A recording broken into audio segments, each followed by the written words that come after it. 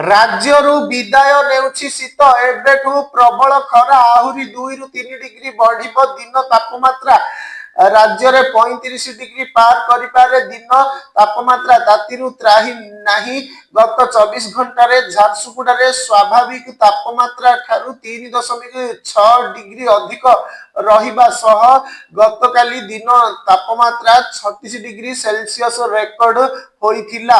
एपटे घन कुहुडी हेबा नै पाणीपाग विभाग पक्षरु जारी हला सतर्क सूचना। आगामी 2 दिन राज्य रे घन कुहुडी संभावना विशेष करी आसंता 24 घंटा पई खोरधा कटक पुरी केन्द्रापड़ा जगतसिंहपुर भद्रक ढेंकानाल रे घन कुहुडी संभावना थिबारु जारी होईछि हळदिया चेतावनी। सेही परी आसंता काली पई 7 जिल्ला को घन कुहुडी नै पाणीपाग विभाग पक्षरु हळदिया चेतावनी जारी।